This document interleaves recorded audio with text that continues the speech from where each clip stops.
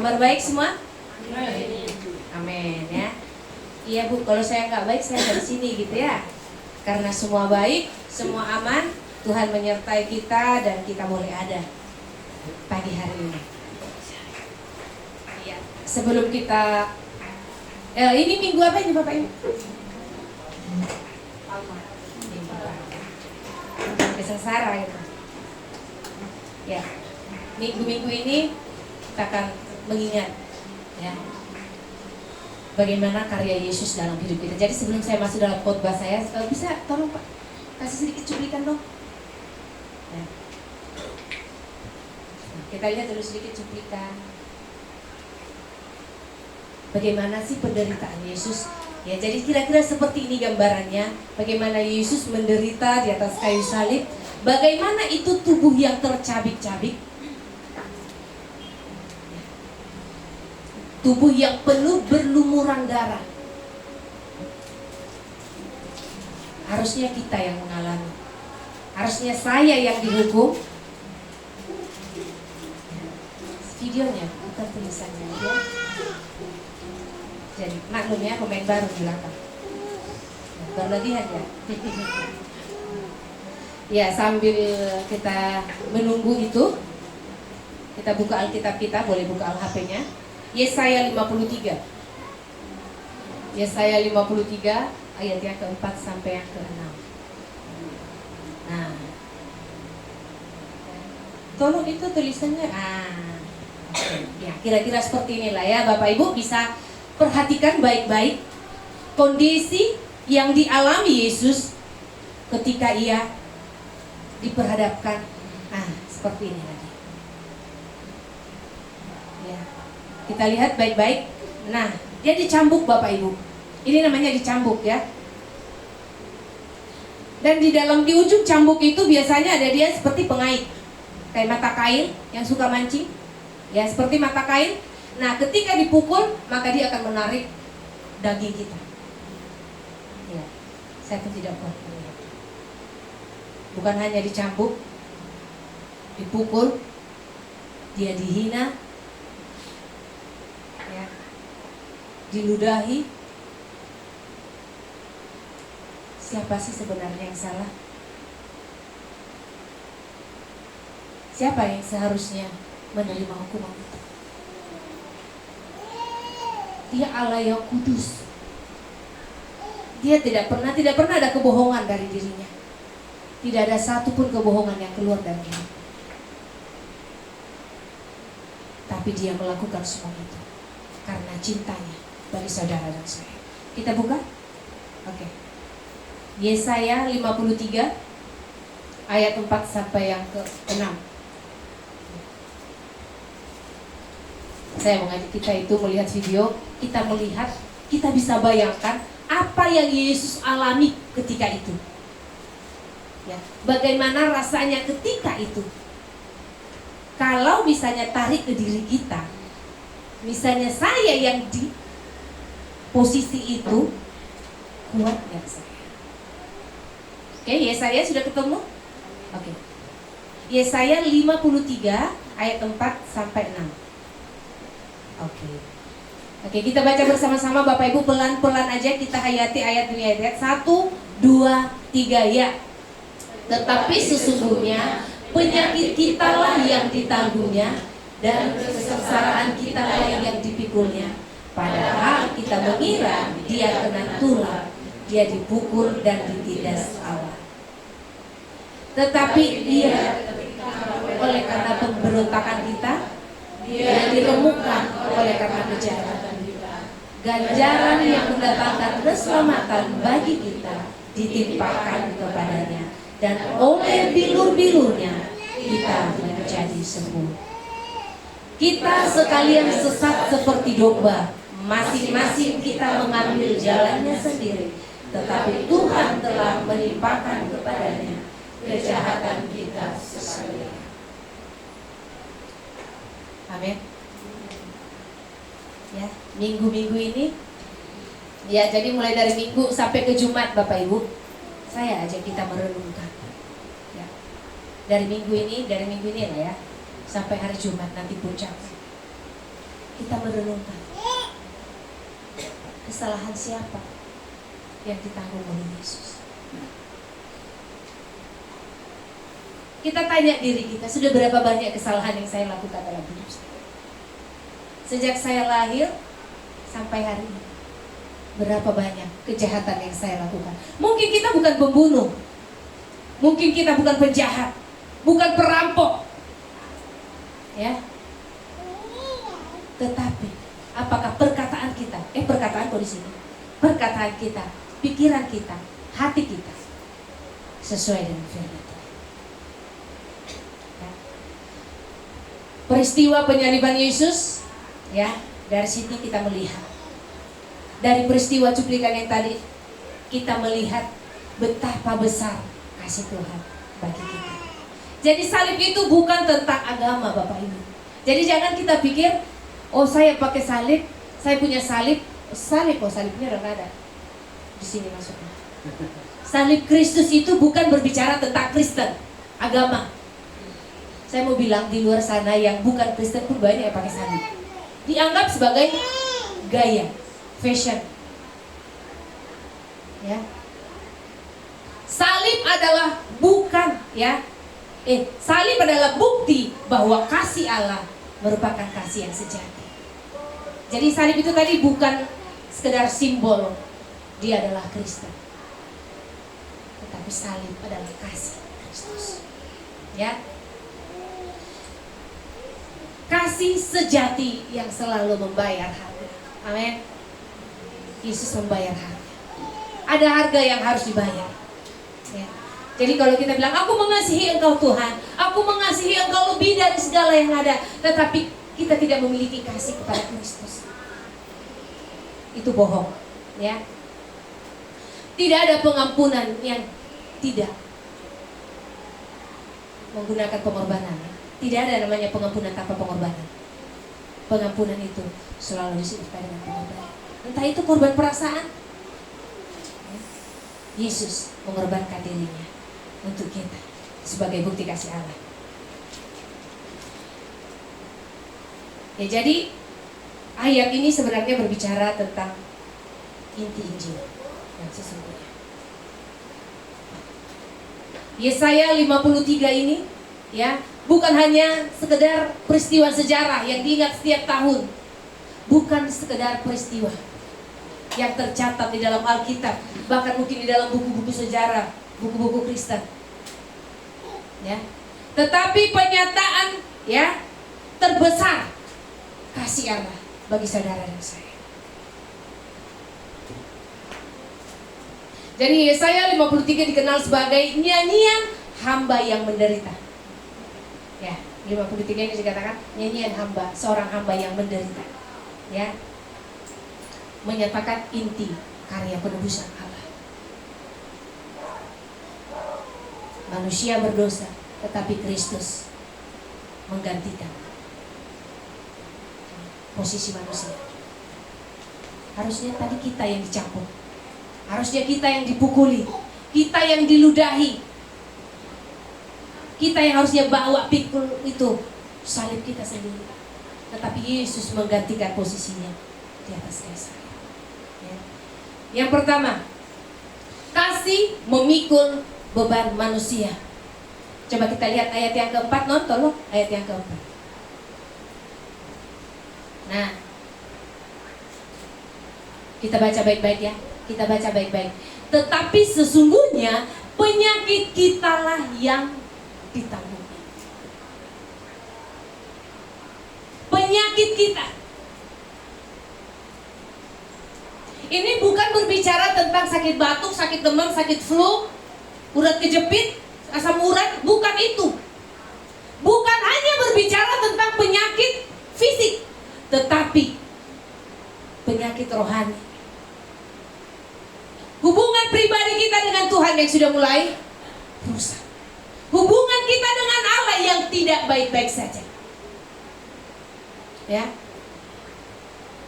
Kondisi rohani kita yang buruk saat ini. Kita tanya sama diri kita deh, saya nggak bisa menjadi hakim buat kita sekalian. Kita tanya diri kita, bagaimana kehidupan kerohanian saya di hadapan Tuhan? Bagaimana hubungan pribadi saya dengan Tuhan? Sudah baikkah? Baik-baik saja kah? Atau sangat buruk?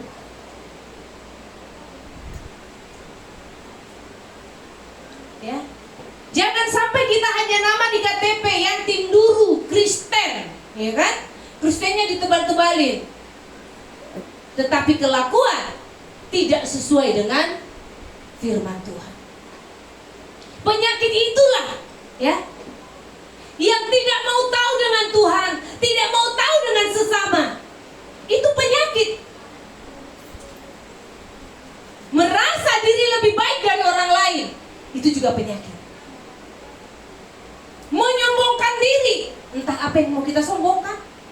Ingat, semua yang ada pada saya, semua yang kita miliki ini adalah pemberian Tuhan. Amin.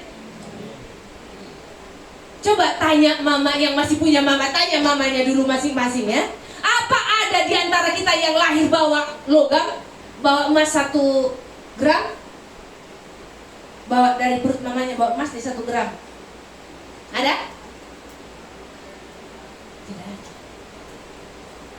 Kita lahir telanjang, tidak bawa apa-apa. Ya. Semua yang ada pada diri kita itu pemberian Allah. Semua adalah anugerah yang Tuhan berikan bagi kita. Betapa besar kasih Tuhan. Ya. Penyakit kita lah yang ditanggungnya. Penyakit apa lagi? Hati yang terluka. Hati kita siapa yang tahu? Bapak Ibu tahu gak isi hati saya sekarang? Saya juga gak tahu isi hati Bapak Ibu sekarang. Apakah tertuju kepada Tuhan atau mungkin lupa tadi matikan kompor di rumah? Atau mungkin ada di antara kita saat ini yang datang dengan hati yang hancur, hati yang remuk. Udah gak tahu mau ngomong apa Tuhan. Udah gak sanggup berkata-kata Tuhan. Terlalu berat bagi saya. Darah Yesus sanggup memulihkan hati kita yang terluka. Sehancur apa hati kita saat ini? Datang kepada Yesus. Yesus sanggup menolong. Yesus sanggup memulihkan. Tiada yang mustahil bagi Tuhan. Hubungan kita mungkin yang rusak saat ini. Bagaimana dengan relasi kita? Hubungan suami istri yang sudah punya pasangan? Hubungan pertemanan, persahabatan kita?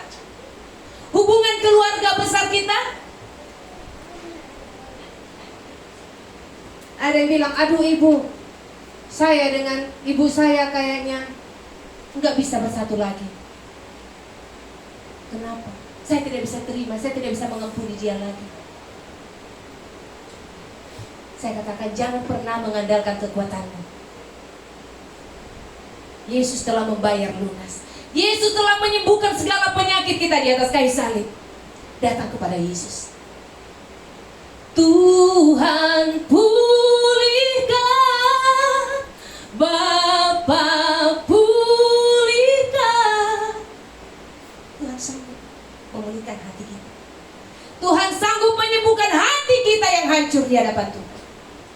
Tidak ada yang mustahil bagi Tuhan. Tidak ada penyakit yang tidak bisa disembuhkan oleh Yesus. Tidak ada persoalan yang terlalu sulit bagi Dia. Penyakit kita yang ditanggung.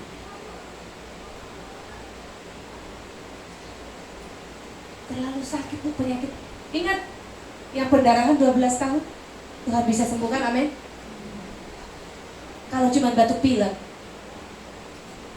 yang 12 tahun aja Tuhan bisa sembuhkan. Tidak ada yang mustahil bagi Tuhan. Apa penyakit kita saat ini? Apakah penyakit yang ada di dalam? Penyakit hati? Penyakit pikiran? Ya, ada luka di dalam hati kita yang gak bisa disembuhkan. Datang kepada Yesus. Dia sanggup memulihkan hidup kita. Ya. Atau hidup yang terikat dengan dosa. Masih ada di antara kita saat ini yang masih terikat dengan dosa? Yang masih bawa jimat dari kampung? pemberian nenek saya, warisan nenek saya, kris, ya kan, untuk melindungi tubuh saya. Ada?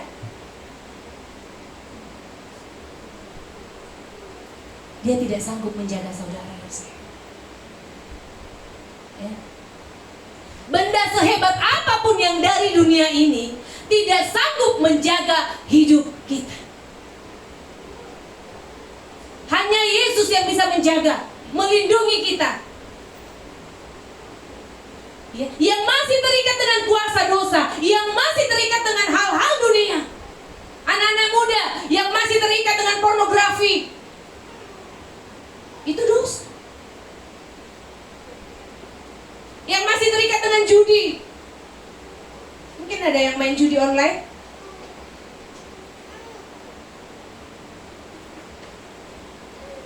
Datang kepada Yesus. Bawa kepada Yesus, ya. Atau jiwa kita saat ini jauh dari Tuhan. Rasanya hampa, Bu. Rasanya kosong hati saya. Kenapa bisa kosong?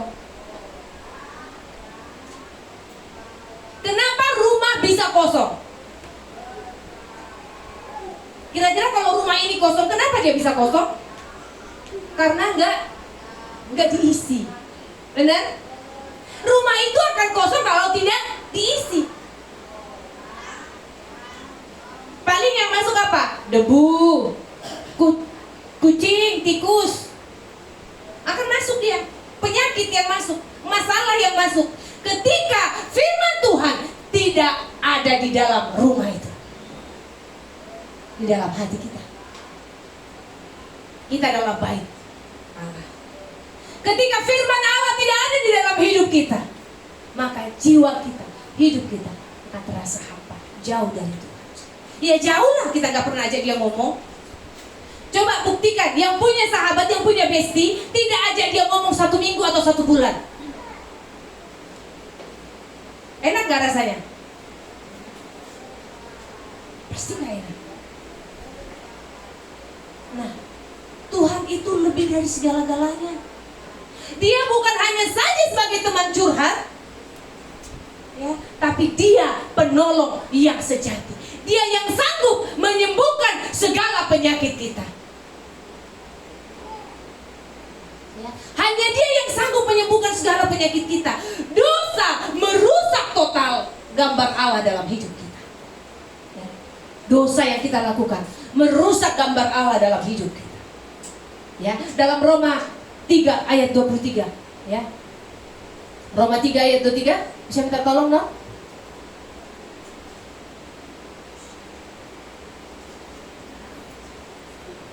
Romanya dibuka di belakang. Dia melamun. Roma 3 ayat 23.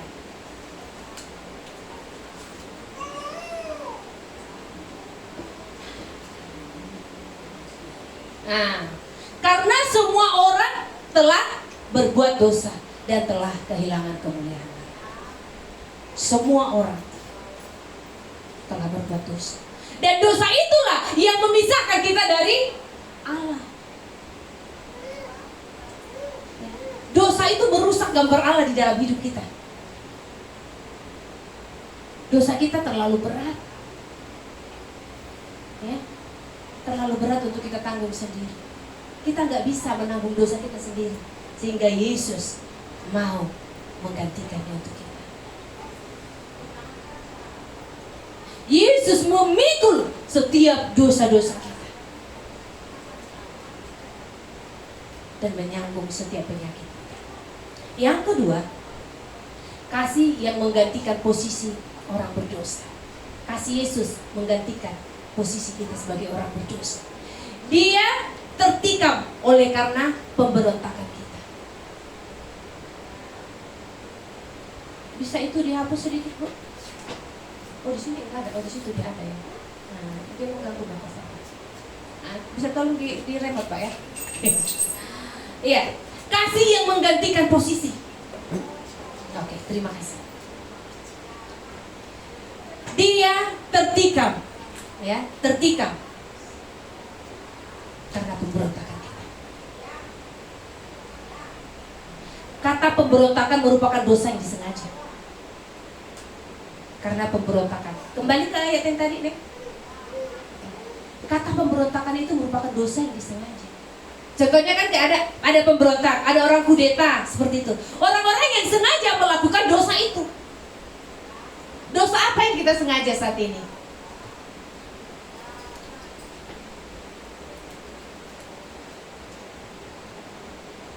Dosa apa yang sering kita sengaja kita lakukan? Soalnya berat, Bu, untuk ditinggalkan. Soalnya dosa ini mendatangkan keuntungan, ya kan? Jadi sayang kalau mau dilepas, Bu.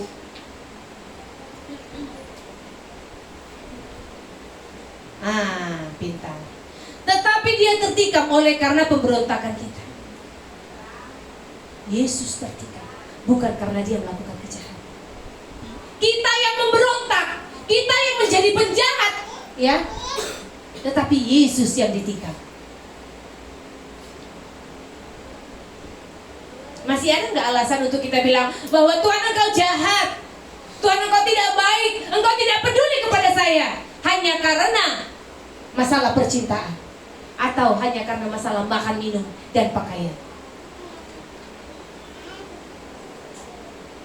Misalnya dia mengincar seseorang, terus dia nggak dapat, Tuhan engkau tidak baik, engkau tahu Tuhan aku cinta sekali sama dia, kenapa Tuhan tidak kasih dia buat saya?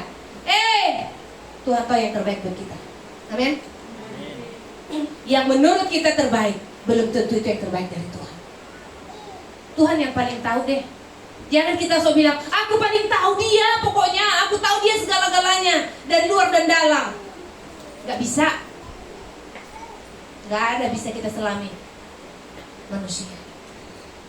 Hanya pemiliknya yang mengenal buatannya. Amin. Karena Tuhan yang mengenal saudara saya. Coba tanya yang sudah suami istri, apakah dia 100% mengenal pasangannya? Saya pun tidak mengenal Pak John ke dalam-dalamnya. Walau mungkin dia senyum sama saya, nggak tahu siapa tahu itu senyum jengkel, ya kan? Karena sering digodain, digangguin sama istrinya. Bisa aja dia senyum supaya saya nggak marah, padahal dalam hatinya dia kesal. Bisa aja kan? Siapa yang tahu? Kita nggak pernah tahu.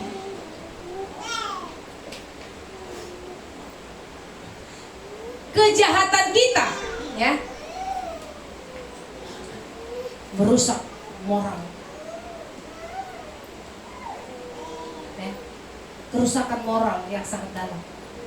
Kejahatan,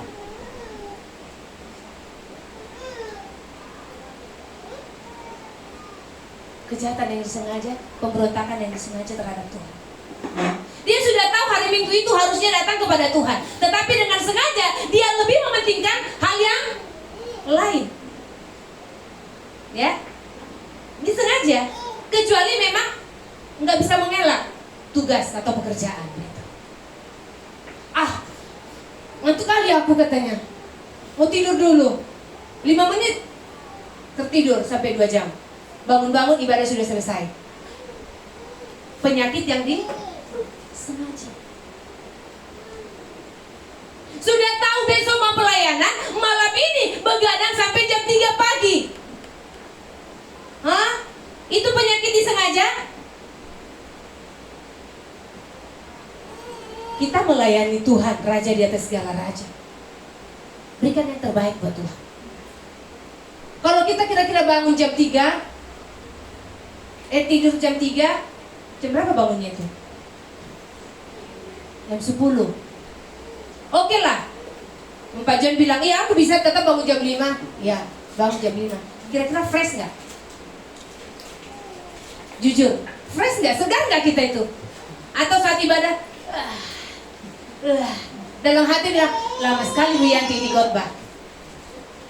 Ya memang hari ini saya lama, mohon maaf Bapak Ibu ya, kalau biasanya cuma 1, 2, 3 poin, hari ini bisa sampai 5 sampai 6. Kenapa? Karena Jumat Agung, ya, Palem itu datangnya sekali setahun. Tanggal ini sekali setahun Pak Gem ya, tidak terulang lagi, nggak ada lagi, tunggu tahun depan baru ada lagi seperti ini. Jadi nikmati dulu lama-lama hari ini bersama saya. Ya, kasih itu menggantikan posisi orang berdosa. Ya. Diremukkan, ya, diremukkan menunjukkan pada penderitaan yang hancur, yang dihancurkan. Tahu kalau bisa Bapak Ibu bayangkan tempe yang baru matang, atau pernah lihat jaja bintang ya, apa namanya itu? Jaja bintang kalau orang Bali. Kembang goyang. Kembang goyang baru matang. Ada yang nggak tahu nggak kembang goyang ini? Bagian perut goyang. Apa dong? Kerupuk baru matang. Nah, kerupuk baru matang terus diremukkan. Diremukkan pakai tangan aja, nggak usah pakai palu, pakai tangan. Hancur nggak? Yesus diremukkan. Ya. Penderitaan yang menghancurkan. Ya. Cambukan tadi. Mau lihat lagi cambukannya seperti apa? Dicambuk. Tidak hanya dicambuk, dikasih mahkota duri. Kita pakai bando, coba ya yang pernah pakai bando Bu ya. Kalau misalnya 24 jam bandonya nggak dilepas dari kepala, itu nggak ada durinya kan? Apalagi kalau dia agak kenceng, yang kenceng tuh yang besi, sakit nggak? Saya orang nggak bisa lama-lama pakai bando, nggak bisa lama-lama itu. Paling sebentar udah melayang entah kemana. Nah, bayangkan bando itu, bayangkan Bu, bando yang Ibu pakai terbuat dari duri. Bayangkan aja dulu, kita pakai di kepala kita ini duri. Duri itu yang ada gambarnya nggak? Tolong, mahkota duri. Ada juga mahkota bentuk duri tapi durinya ke atas gitu, nggak ada yang ke bawah. Seperti ini, bisa tulisannya dihilangkan dulu. Seperti ini. Jadi dia menusuk ke atas dan menusuk ke bawah. Paham ya? Menusuk ke atas dan tidak beraturan, begitu maksudnya. Kalau bando yang mahkota yang disengaja bentuk duri kan pasti ke bawahnya nggak nusuk. Nah, ini dia mahkota duri benar-benar semuanya ada durinya. Bayangin kita pakai itu. Harusnya kita yang pakai ini Bapak Ibu. Harusnya ini ada di kepala saya. Karena otak saya yang nggak benar ini.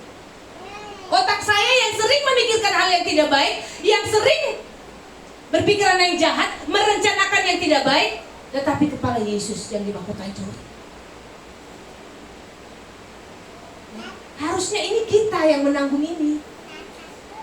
Kita yang tiap hari berpikir jahat, ya. Kita yang tiap hari merencanakan hal yang tidak benar. Bagaimana cara mendapat untung yang lebih banyak? Bagaimana caranya supaya dia nggak dapat untung, supaya untungnya dia ke saya gitu? Tapi Yesus yang menderita. Dia menggantikan posisi kita. Yesus menggantikan posisi saudara dan saya. Paku di tangan kanan, kiri, dan juga di kaki. Kemarin saya pernah nonton, saya nonton itu berbicara tentang neraka lah gitu kan. Kalau kau berbohong, nanti kau masuk neraka katanya. Tahu rasanya di neraka? Kemudian temannya ini ambil korek mancis, apa namanya? Korek ya. Tahu ya korek. Terus dia ambil tangan temannya, coba dia bakar. Panas dong. Ada yang mau coba tangannya dibakar sendiri? Panas nggak? Siapa tahu koreknya Bapak Ibu nggak panas, maksud saya. Apalagi yang suka fogging, pasti ada koreknya. Coba dicoba dulu. Dibakar tangannya sedikit. Panas. Itu baru sedikit. Penghukuman kekal untuk selama-lamanya. Ya. Neraka itu nggak bisa bawa AC ke sana. Nggak bisa. Kita mungkin bilang, aduh Tuhan, aku pengen mati aja deh, panas banget gitu. Lautan api. Coba bayangkan laut, tapi isinya bukan air, api. Dan kita ada di dalamnya. Seperti itulah peristiwa yang akan terjadi nanti bagi mereka yang tidak percaya pada Yesus. Itu sudah tercatat di dalam Alkitab. Ini bukan main-main. Penyakit kita lah yang ditanggungnya. Dia menggantikan posisi kita karena dia tahu kita tidak sanggup melepaskan diri kita dari dosa. Kita tidak sanggup menanggung beban yang kita hadapi saat ini. Yesus menggantikannya buat kita. Dia pikul semua itu. Ya. Penderitaan fisik dan batin Yesus alami semua. Diremukkan dia, dihancurkan benar-benar. Ya, ia sendiri telah memikul dosa-dosa kita.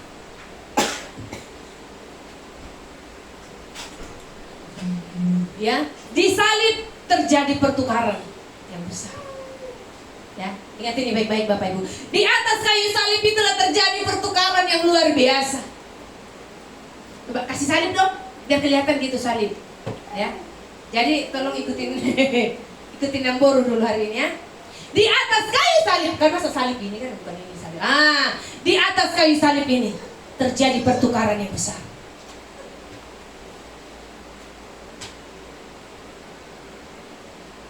Bapak Ibu, Yesus disalib. Ya, Yesus dihukum. Nah, itu dia. Yesus digantung, tangannya bukan diikat, tapi dipaku. Tangan dan kakinya digantung, dipaku. Kepalanya diisi mahkota duri. Badannya sudah dicabik-cabik tadi. Pertukaran besar terjadi di atas kayu salib, amin. Yesus dihukum supaya saudara dan saya menjadi selamat. Yesus mengalami semua itu supaya saudara dan saya tidak lagi mengalami itu. Supaya kita selamat Bapak Ibu. Supaya kita beroleh keselamatan. Dia yang tidak mengenal dosa, ya. Dia tidak mengenal dosa.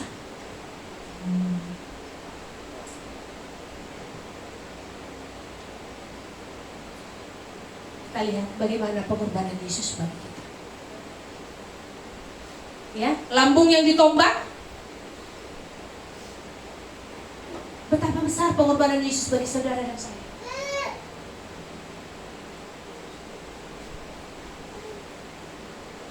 Betapa besar cinta Tuhan bagi saudara dan saya.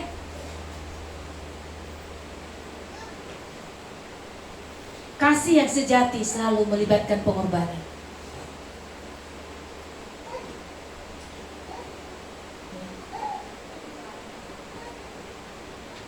Dosa itu mahal harganya, sehingga darah Yesus yang harus menebusnya. Kita nggak bisa bilang, Tuhan, aku berikan darahku untuk menebus dosa keluarga aku. Nggak bisa. Dosa kita nggak bisa ditebus dengan darah kita. Kenapa? Karena kita pun orang yang berdosa. Tidak bisa dosa membersihkan dosa, nggak bisa.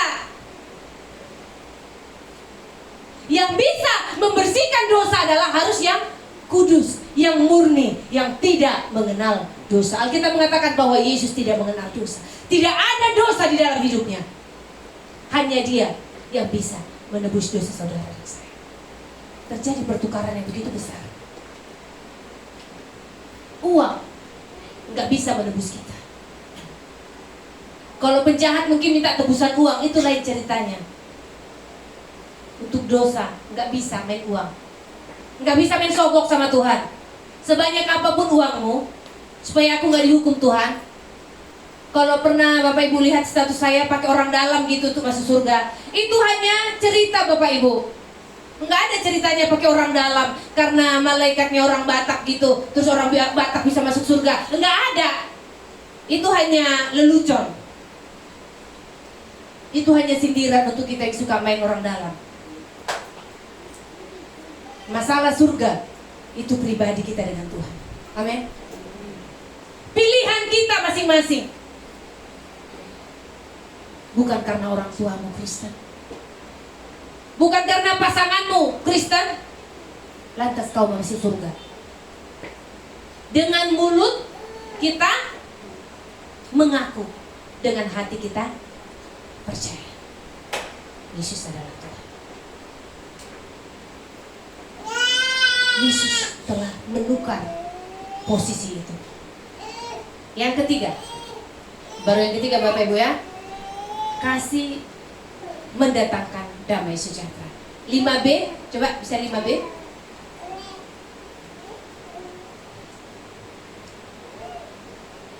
Ya, ayat 5 deh, ayat 5. Iya. Dia diremukkan oleh karena kejahatan kita. Ganjaran yang mendatangkan keselamatan bagi kita ditimpakan kepadanya. Ganjaran, bukan Pak Ganjar ya, ganjaran merupakan hukuman yang seharusnya diterima oleh manusia. Harusnya kita yang menerima hukuman itu, tetapi katanya tadi ya, ganjaran yang mendatangkan keselamatan bagi kita ditimpakan kepadanya. Yesus menanggung akibat dari pelanggaran kita.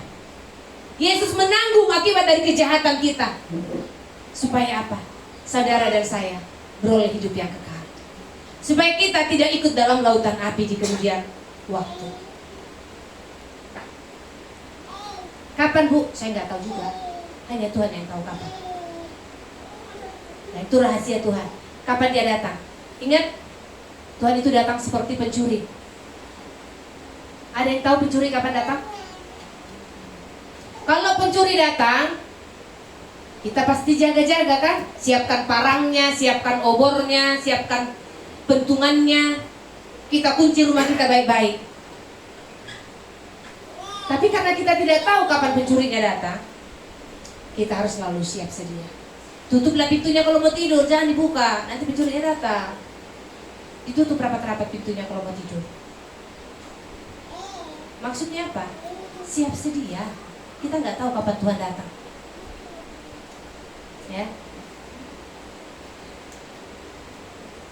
Keadilan Allah. Allah itu adil, amin. Keadilan Allah mengatakan bahwa dosa harus dihukum. Ya. Orang berdosa harus dihukum. Itu adil, benar ya? Penjahat masuk penjara kalau ketahuan, Bu. Kalau enggak ya aman. Tapi dosa, ya, keadilan Allah menyatakan dosa harus dihukum. Allah tidak mengabaikan hukuman pelanggaran. Ya, Allah tidak mengabaikan dosa Bapak Ibu. Namun kasih Allah, ya. Namun kasih Allah menyediakan jalan keselamatan. Dosa itu dihukum, ya. Orang berdosa harus dihukum, betul. Tetapi kasih Allah mendatangkan keselamatan bagi kita. Di salib terjadi, ya, pertemuan antara keadilan Allah dan kasih Allah. Tadi kalau di atas kayu salib terjadi pertukaran besar, ya, antara dosa kita dan keselamatan. Ya. Kemudian terjadi lagi keadilan Allah dan kasih Allah dinyatakan di atas kayu salib. Yesus disalib merupakan keadilan. Kenapa? Dosa itu tadi, dosa yang ditimpakan kepada dia, ditimpakan kepada dirinya sendiri. Ya. Keadilan Allah. Jadi dia dihukum karena kita. Paham ya sejauh ini? Paham? Kalau nggak paham saya ulang dari awal. Jadi harus bilang paham, ya. Tetapi kasih Allah memberikan jalan keselamatan. Kematiannya di atas kayu salib mendatangkan keselamatan bagi saudara dan saya. Ya. Keadilan Allah, kasih Allah untuk kita. Kita yang dibenarkan. Ingat, kita yang dibenarkan, bukan kita yang benar. Beda ya, kita yang benar dengan kata kita yang dibenarkan. Sebenarnya kita tidak benar, tetapi kita dibenarkan. Sebenarnya kita tidak bersih, tetapi kita dibersihkan. Seperti itu kalimatnya. Ya. Kita yang dibenarkan oleh Allah. Yang membenarkan kita siapa? Allah. Dengan apa? Dengan apa saudara dan saya dibenarkan? Darah Yesus di atas kayu salib. Darahnya yang tercurah tadi, itulah yang menghapus dosa kita.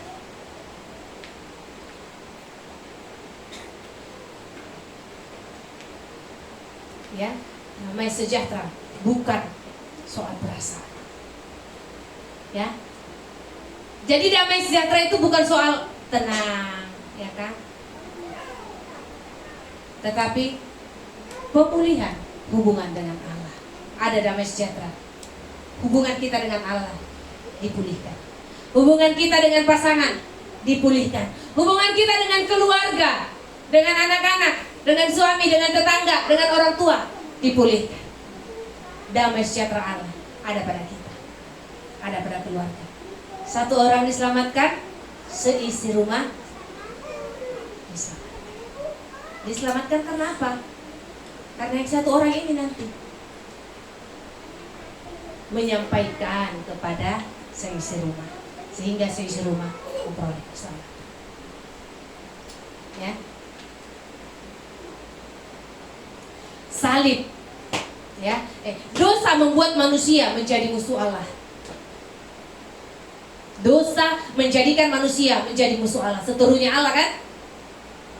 Tetapi salib menjadikan manusia sahabat Allah. Luar biasa. Salib, kematian Kristus menjadikan kita kembali berbaikan dengan Tuhan. Memperdamaikan dirinya, memperdamaikan manusia dengan dirinya sendiri.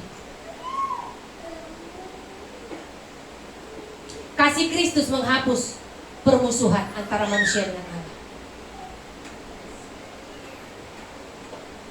Amin. Yang keempat, kasih itu memulihkan kehidupan.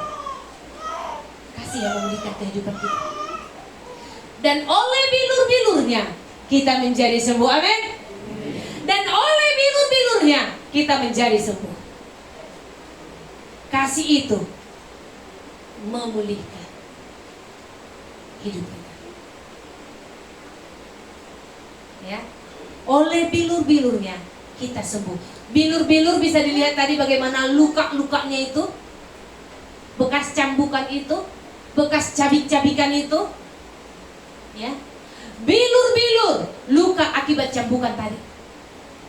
Yesus menerima luka supaya kita menjadi sembuh. Haleluya. Yesus dipukuli, Yesus menerima luka-luka di dalam tubuhnya, menerima pukulan supaya saudara dan saya menjadi sembuh. Ya, kurang besar apa pengorbanan Yesus bagi saudara dan saya? Kenapa kita masih sering tawar-tawar dengan Tuhan? Kenapa kita masih sering hitung-hitungan dengan Tuhan? Aduh Tuhan, kalau aku kasih 5.000 ini terlalu besar Tuhan. Masih bisa ini beli tempe 1. 5.000 dapat tempe 3 kan? Masih suka hitung-hitungan dengan Tuhan? Ingat aja hari ini, bagaimana besarnya pengorbanan Yesus bagi kita. Masih sebandingkah dengan apa yang kita berikan ke rumah Tuhan? Masih sebandingkah dengan apa yang kita berikan kepada Tuhan? Sudahkah hati kita sepenuhnya milik Tuhan? Atau hati kita masih ingin kita kuasai sendiri?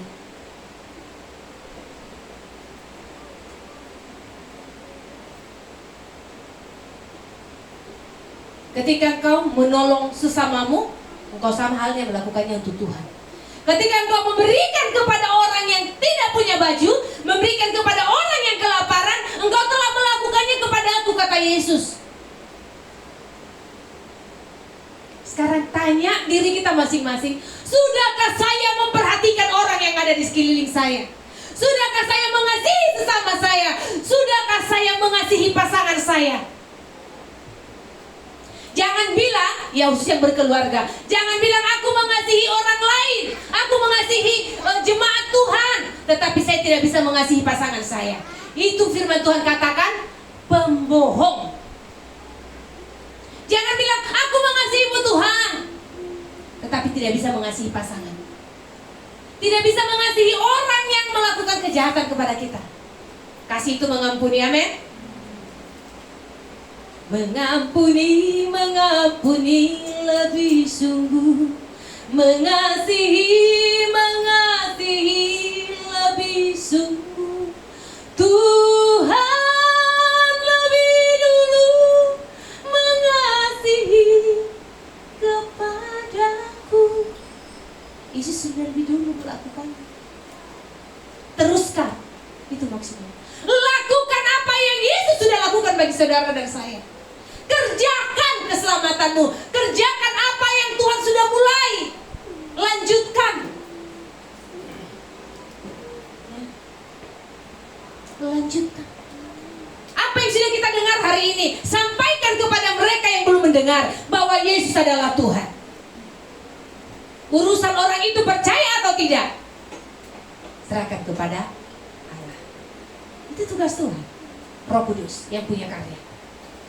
Tugas kita adalah apa? Menyampaikan. Maka Roh Kudus yang akan bekerja di dalam hidup. Roh Kudus itu yang akan membawa umat kepunyaannya kembali kepada Dia. Sebab kenapa? Mereka itu milik Tuhan. Ya? Kita lakukan apa yang menjadi tugas kita, maka Tuhan melakukan apa yang menjadi bagian Tuhan dalam hidup kita. Bilur-bilurnya, ya, luka itu memberikan kita kesembuhan. Yesus menerima luka supaya kita menerima kesembuhan. Ya. Hati yang rusak dipulihkan, hidup yang hancur berantakan dipulihkan, harapan yang hilang dipulihkan di dalam Tuhan. Tidak ada yang bisa, tidak ada yang tidak bisa Tuhan sembuhkan. Tuhan sudah melakukannya lebih awal. Sekarang pertanyaannya, sudahkah saya percaya sepenuhnya kepada Kristus? Sudahkah saya memberikan hati saya sepenuhnya kepada Tuhan? Sudahkah saya sungguh-sungguh menghormati Tuhan dalam hidup saya? Atau saya percaya kalau pas hari Minggu aja, hari lain cerita. Itu namanya kita bunglon. Tahu bunglon ya Bapak Ibu? Beda dia kalau dia di pohon mangga, beda dia kalau di pohon pisang, beda kalau dia di tembok. Jangan kita jadi bunglon. Lain di rumah, lain di kantor, lain di gereja. Ya. Kata melayani digunakan untuk bekerja. Digunakan untuk semua pekerjaan. Kalau di dalam bahasa aslinya itu ya, melayani itu. Jadi melayani bukan hanya di gereja, tetapi ketika kau kerja di rumah, mengerjakan pekerjaan di rumah, itu juga pelayanan. Lakukan seperti untuk Tuhan. Ketika kau di kantor berhadapan dengan orang-orang yang tidak percaya kepada Yesus, lakukan yang terbaik, itu pelayanan. Dengan begitu orang akan melihat, oh Yesus benar-benar baik, seperti dia baik. Yesus mengajarkan yang baik. Ya. Dosa merusak semua, tetapi salib memulihkan semuanya. Yesus memulihkan semua. Siapa yang ada di dalam Kristus, ia adalah ciptaan yang baru. Amin. Tanya kepada dirimu, sudahkah saya ada di dalam Kristus? Kalau masih belum, jujur. Yang masih belum, nanti datang temui Bapak Gembala, biar dibereskan. Ya jangan sampai kita sia-sia ke gereja, tapi kita tidak mengenal Allah secara pribadi. Buang-buang waktu, buang-buang tenaga. Ya. Kalau masih ada yang merasa saya belum mengenal Tuhan dengan baik, ya, saya masih punya sesuatu di dalam diri saya yang belum saya lepaskan. Kalau masih ada ikatan dengan roh nenek moyang, dengan jampi-jampi, dengan pelet-pelet, dengan lain-lainnya itu, mari kita selesaikan. Datang kepada Yesus. Kami tidak punya kuasa. Saya, Pak Gembala, Ibu Gembala tidak punya kuasa. Yang punya kuasa Tuhan. Tapi kami berkewajiban membawa kalian kepada Tuhan. Amin. Tugas kami hanya memberitahukan. Yang memulihkan adalah Tuhan. Tugas kami hanya menyiram. Yang memberikan pertumbuhan siapa? Tuhan. Tuhan yang memberikan kehidupan bagi saudara dan saya. Tugas kami sebagai hamba-hamba Tuhan adalah menyiram, memberikan pupuk supaya kita bertumbuh dengan baik. Ya, kasih yang mengajarkan manusia untuk tidak tersesat. Ayat yang ke-6. Ini yang terakhir yang terakhir, ya. Tenang, ini yang terakhir Bapak Ibu. Oke. Kita sekalian sesat seperti domba, masing-masing mengambil jalannya sendiri, tetapi Tuhan telah menimpakan kepadanya kejahatan kita sekalian. Domba yang tersesat, bisa dibayangkan nggak? Kalau domba itu tanpa gembala, dia nggak tahu arahnya, dia mau kemana. Coba lihat, yang Bu pernah ternak domba, ada? Nggak ada ya? Oh, kalau di timur ini ya, itu bang sapi ya. Lain dia, kalau nggak ada di sini gembala sapi kan, gembala domba. Tapi saya kira sapi itu juga dia harus diarahkan supaya dia tahu jalan pulang, betul? Kalau kami ternak babi, lain ceritanya lagi. Kalau ternak babi kan, dipukul ke kiri dia lari ke kanan. Jadi harus muncungnya yang ditarik, muncungnya. Talinya diikat di leher. Nah. Ya. Jangan kau pikirkan makan muncung babi, Pak. Ya. Domba tanpa gembala dia akan kehilangan arah. Ya. Tidak memiliki perlindungan. Domba itu sangat lemah. Dia butuh pelindung. Makanya dijagain dia. Kalau di ternak, para gembala ada penjaganya banyak. Nggak dibiarin begitu saja. Kalau dia jatuh nanti dia nggak bisa menyelamatkan dirinya sendiri. Nah, makanya kita digambarkan seperti domba yang sesat. Tanpa gembala kita siapa? Ya, di Agape Pak Wayan. Tapi gembala gereja adalah Yesus. Ya, kita diibaratkan seperti domba tadi. Tanpa gembala kita semua akan tersesat, nggak tahu mau kemana arahnya. Ya, tanpa Yesus kita semua akan hilang. Yesus adalah gembala yang agung. Nah, Pak Wayan gembala Agape yang Tuhan pakai, Tuhan pilih untuk membawa kita sekalian lebih mengenal Allah, lebih dekat kepada Tuhan. Makanya kita belajar untuk mendengar suara gembala kita dong. Ini harus belajar mendengar. Jangan kalian suruh Pak Gembala nyanyi sekarang biar dengar suaranya, bukan begitu maksudnya. Kalau mau suruh Pak Gembala nyanyi nanti aja, tunggu saya selesai dulu. Ya. Siapa tahu Denny bilang, aku mau rekam suara Pak Gembala supaya setiap kali aku tersesat ku putar gitu kan. Boleh juga itu. Cocok ya. Dengar suara gembala. Kenali suara gembalamu. Bagaimana caranya saya mengenal suara gembala saya? Bagaimana? Kan Tuhan udah nggak teriak lagi dia. Misalnya, Denny, kamu salah jalan itu. Enggak gitu lagi kan? Udah enggak seperti itu lagi. Yesus sudah berbicara kepada kita melalui apa? Ini dia Bapak Ibu, melalui ini Alkitab. Makanya saya bilang di rumah itu harus ada Alkitab, nggak cukup di HP. Ya, yang punya HP Alkitab boleh, tapi tetap kita harus punya cetaknya. Kenapa? Coba bayangkan Bapak Ibu, ketika kita lagi kusyuk, lagi baca Alkitab, lagi berdoa di rumah kan, lagi baca Alkitab, tiba-tiba Sophie, gitu ya, muncul Sophie. Buyar tuh doanya nggak jadi. Itu salah satu cara iblis merusak konsentrasi kita dengan Tuhan, merusak hubungan kita dengan Tuhan. Ya, ketika kita lagi habis penyembahan, habis berdoa, habis nyanyi, kita mau tenangkan hati, kita mau baca Alkitab. 1 ayat, 2 ayat, 3 ayat. Datang iklan YouTube lagi. CEO yang hilang gitu kan. Buyar. Diklik lagi. Ya kan? Nonton dulu sebentar, baru nanti dilanjut doanya. Tuhan Allah. Belajar kita menghormati hadirat Tuhan, amin. Makanya kalau kami di rumah itu terpaksa, kalau misalnya makan lagi benar-benar, karena kan agak kecil ya, baru kita pakai Alkitab ini HP. Tapi diusahakan setiap anggota di rumah punya Alkitab. Itu yang kami lakukan.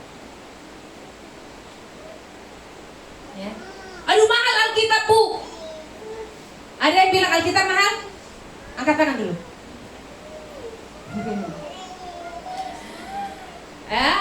Enggak ada. Berarti murah kan? Murah. Anggaplah paling mahal 200. Coba kita hitung 1 bulan berapa kuota kita. Uang jajan kita 1 bulan. Yang merokok, uang rokok kita 1 bulan berapa? Kan bisa nabung dulu toh. Minggu ini, bulan ini 50, bulan depan 50, bulan depan 50. Udah. Pergilah ke Gramedia, beli Alkitab. Kalau nggak kasih tahu, Pak Gembala, saya butuh Alkitab. Siapa tahu ya, siapa tahu ada keajaiban, Pak Gembala bisa usahakan untuk mendapat Alkitab gratis. Tapi kalau nggak gratis ya bayar, gitu ya. Hah? Oh, pernikahan gratis. Oh iya, mau menikah mau dapat Alkitab gratis, pasti dapat. Ya. Kalau kita mau pasti ada jalan. Ya. Yang memang benar-benar bergumul pengen Alkitab dan tidak bisa membeli Alkitab, hubungi saya. Benar, serius saya. Ya walaupun mungkin nanti tidak baru, ya, karena di rumah masih ada beberapa stok Alkitab yang pasti bisa dibaca. Alkitab ini menjadi pedoman hidup kita. Kalau sampai kita nggak pernah buka Alkitab dalam setahun, apa yang kita tahu? Apa kita nggak disesatkan?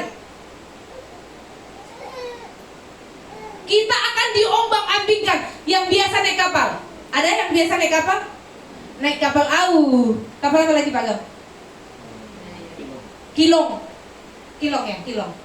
Bayangkan kalian di tengah laut, kemudian ombaknya besar. Gini-gini kan? Diayun-ayun kan? Diayun-ayun kita Bapak Ibu. Jangan nanti Pak Martin bilang, aduh saya jadi kangen kampung ini, pengen pulang. Jangan dulu Pak, kita masih Jumat Agung ini. Tunggu selesai Paskah baru pulang ya. Karena kangen kampung, rasa diayun-ayun di tengah laut toh. Kita akan diombang-ambingkan, tidak tahu arahnya mau kemana tanpa gembala. Ya. Ayat 6 berkata, Tuhan telah menimpahkan kepadanya kejahatan kita sekalian. Inilah inti Injilnya. Ya, Kristus menanggung dosa kita semua. Dosa adalah masalah yang serius Bapak Ibu. Ya, saya tutup buku saya. Ini penutupan ini. Tenang. Dosa itu masalah yang sangat serius. Itu bukan main-main. Neraka itu nggak main-main Bapak Ibu ya. Saya ingatkan sekali lagi, neraka tidak main-main. Berbeda dengan kalau misalnya kita datang ke Ibu Yanti, ya anggaplah misalnya sebagai guru, kadang-kadang murid lagi ujian, muridnya bilang begini, Miss, bolehlah open book. Ada ujian minta open book, maksudnya buka buku. Ada istilah kayak gitu, Miss, open book lah. Belum belajar kami katanya. Akhirnya saya kasih open book, tapi soalnya nggak ada di buku. Pusing juga dia kan? Neraka itu nggak ada main-mainnya. Bisa lah Tuhan pakai AC lah. Mau kau colok di mana AC-nya? Nggak bisa. Ya. Jadi bukan main-main. Salib menunjukkan betapa beratnya dosa kita. Ya, nggak ada dosa kecil, dosa besar. Semua dosa. Upah dosa adalah maut. Maut itu adalah hukuman kekal bagi orang yang tidak percaya kepada Kristus. Ya, kasih Allah tidak murahan.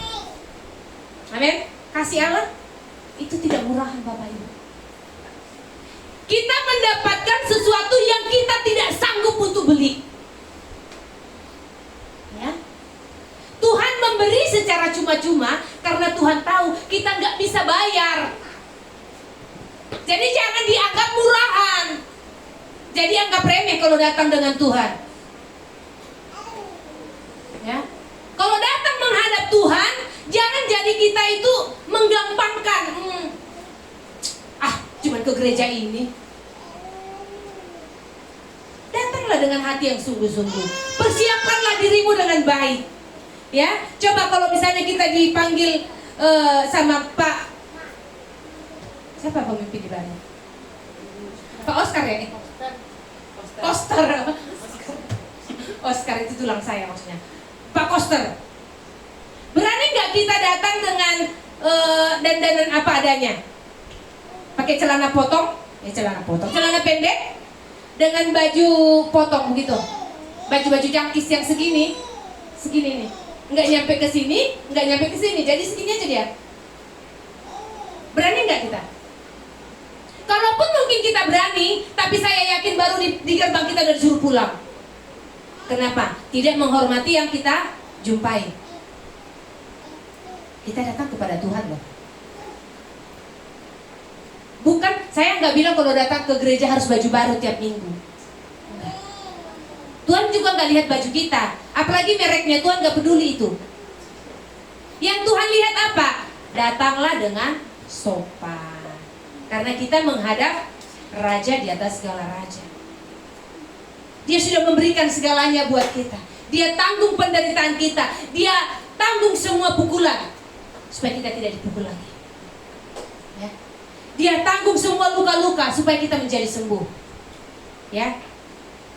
Kasih Allah membayar harga yang sangat mahal. Ya, keselamatan adalah anugerah. Manusia tidak dapat menyelamatkan dirinya sendiri. Ya. Salib itu harusnya memampukan kita untuk meninggalkan dosa. Dosa yang melekat di dalam diri kita saat ini. Kita mau tinggalkan. Kenapa? Karena Yesus sudah mati buat saya. Orang percaya dipanggil hidup dalam ucapan syukur. Ya, kita belajar menjadi orang yang bersyukur. Hidup baru adalah respon terhadap kasih Kristus. Kalau kita benar-benar percaya, maka kita akan menerima Tuhan dan kita akan memperoleh hidup yang baru. Status kita akan diubahkan di dalam Tuhan.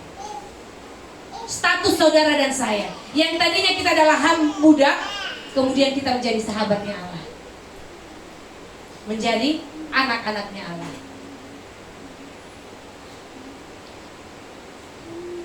Yesaya 53 menunjukkan bahwa salib bukan kecelakaan sejarah, melainkan rencana keselamatan Allah bagi kita. Ya, di salib kita melihat kasih yang menderita, kasih yang berkorban, dan kasih yang menyelamatkan. Kita renungkan firman Tuhan ini dalam kehidupan kita. Kita ingat, setiap kali kita ingin melakukan dosa, setiap kali kita ingin melakukan kejahatan, ingatlah kematian Kristus, pengorbanan Yesus yang begitu besar bagi saudara dan saya. Berhenti berbuat dosa. Berhentilah melukai perasaan Tuhan. Berhentilah menyakiti hati Tuhan, menyakiti hati sesama. Kita berdoa. Terima kasih Bapa di surga. Terima kasih Tuhan. Kami bersyukur Bapa punya Allah yang hidup, Allah yang tidak pernah meninggalkan perbuatan kami, Allah yang telah mati bagi setiap dosa-dosa kami. Terima kasih Bapa. Mungkin selama ini kami terlalu sering melukai hati-Mu. Dengan mulut kami sering menyakiti hati sesama kami, menyakiti pasangan kami, menyakiti hati anak-anak kami, menyakiti hati-Mu Tuhan. Ampuni kami Bapa. Ampuni kami Tuhan. Kami seringkali mengulang-ulang kesalahan yang sama, mengulang-ulang kejahatan kami. Ampuni kami Bapa. Kami bersyukur buat pengorbanan-Mu. Engkau mati bagi setiap penyakit kami. Engkau mati untuk memulihkan setiap luka-luka kami. Engkau menyembuhkan kami. Terima kasih Bapa yang baik. Terima kasih. Terlalu besar pengorbananmu bagi kami. Terlalu besar karyamu bagi kami Tuhan. Tidak dapat kami membalas segala kebaikan-Mu. Tidak dapat kami membalas segala anugerah yang Tuhan berikan bagi kami. Engkau mengenal hati kami Tuhan. Mungkin saat ini kami datang dengan berbagai penyakit kami, dengan berbagai persoalan hidup kami. Bapa, Engkau mengenal kami pribadi lepas pribadi. Sungguh tidak ada yang tersembunyi di hadapan-Mu ya Tuhan. Kau sembuhkan hati kami. Kau sembuhkan luka di dalam hati kami Tuhan. Engkau pulihkan kehidupan kami. Engkau pulihkan rumah tangga kami. Engkau pulihkan masa depan kami. Pulihkan hubungan kami ya Tuhan. Engkau menjamah hati setiap. Engkau menolong setiap. Engkau pulihkan hidup kami. Mungkin saat ini kami datang dengan hati yang hancur, dengan berbagai persoalan yang kami hadapi saat ini Tuhan. Kami membawa hati kami yang hancur, yang remuk di hadapan-Mu. Karena kami tahu Bapa, hanya Engkau yang sanggup memulihkan hati kami. Engkau sanggup memulihkan hidup kami. Engkau sanggup memulihkan anak-anak kami ya Tuhan. Engkau sanggup memulihkan suami, istri kami. Sebab kami ini adalah milik kepunyaan-Mu. Hanya Engkau saja yang sanggup melakukannya. Kami datang memohon belas kasihan-Mu. Kami datang sujud di hadapan-Mu Tuhan. Kami mengangkat tangan kami. Kami mengakui bahwa kami tidak berdaya di luar Engkau. Kami tidak sanggup Tuhan. Kami serahkan ke dalam tangan-Mu. Engkau yang akan berperkara bagi setiap kami. Engkau memulihkan hidup kami. Terima kasih Bapak. Pulihkan hidup kami. Pulihkan rumah tangga kami. Pekerjaan kami. Yang terbaik Tuhan berikan bagi kami. Terima kasih Bapak. Biarlah firman yang disampaikan pada hari ini boleh berakar di dalam hati kami. Hamba-Mu terbatas dalam menyampaikan kebenaran firman. Tetapi Roh Kudus Engkau tidak pernah terbatas. Engkau berkuasa di dalam hati kami. Engkau yang menolong setiap umat-Mu. Sebab kami adalah milik kepunyaan-Mu. Terpujilah nama-Mu Bapa yang baik. Di dalam nama Tuhan Yesus Allah kami yang hidup. Haleluya. Amin. Saya kembalikan.